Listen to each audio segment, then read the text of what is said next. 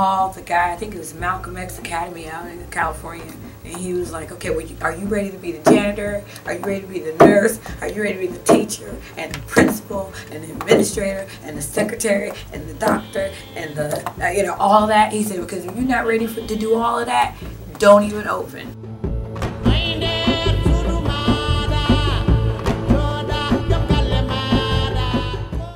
Sya Academy officially began as a tutorial program with my parents. My father and my mother started it in the community where my mother was teaching. They would go and pick up all these children who lived in the community after school, and they would have a tutorial session for them at Union Baptist, which was the church that was located on the corner of Dowd Street in Roxborough.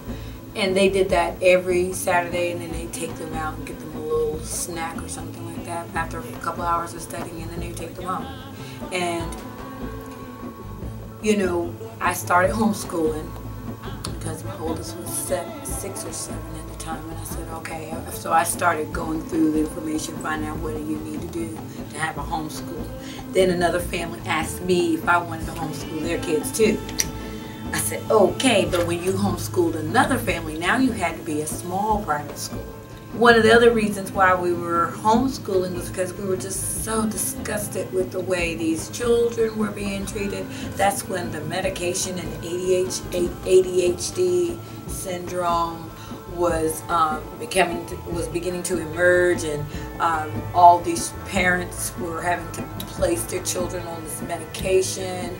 And my mom was so tired of that. She'd been working in public school then for like 25 years, and she said, I'm not going to be accountable for giving anyone any bills. I'm not doing it. I don't think they need it. And I think that year that she decided to retire, she had told the principal, she said, why don't you just give me all the black boys? I'll take all of them. I don't want to teach nobody else. And the principal was like, you know I can't do that.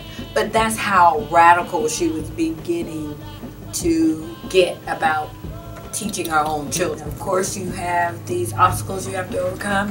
The obstacles were, you know, can you do that in your house? Can you do that in your basement? So my mom added on a room to the house, and we started, we looked at this house and we said, well, we can use the basement at this lot. And the next thing we knew, we were actually building or constructing an environment where we could have the school. We started off with about seven children who were not related to us, and so we had 10 kids altogether, and that was in 1996. We went and got daycare, registered with the daycare license and everything, and we had quite a few obstacles to overcome. You know, we were in conflict with downtown about, you know, what to do, how we needed to do it, but we were so adamant, and because it was our own property, we were able to, you know, really fight to get this school started. And we got it, we did it. We were like, well, when are we gonna teach the children, you know, the affirmations, and when are you gonna start the Harambe, where they have a time where they're together? And my mom was like, well, in the Catholic school they had prayer in the morning, and we're like, well, let's do, instead of doing that, let's have a Harambe, a drum circle.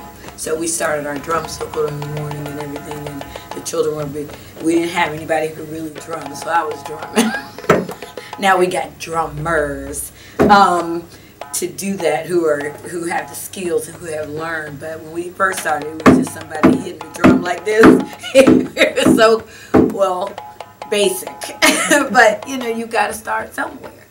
Then came the struggles of ensuring that the schools stay alive, ensuring that the curriculum was maintained at the highest level, because the students from here were at least 2 years above public school level. So we had to work hard, and it was hard work. And like she said earlier, you had to do everything. You had to be the janitor, you had to be the doctor, you had to be everything. And teachers are that way. But especially so at Sya. we had to ensure that the kids were well cared for. And we love the kids. They know it. We love them. We challenge them, and we love them. We have had many students who had problems in terms of math, and they have come to us, and we have enlightened them. We have worked with them. This is what we do. We believe in it. Just to say that in terms of our African-centeredness, that is key and critical. It's key and critical. 17 years later, we've got this institution.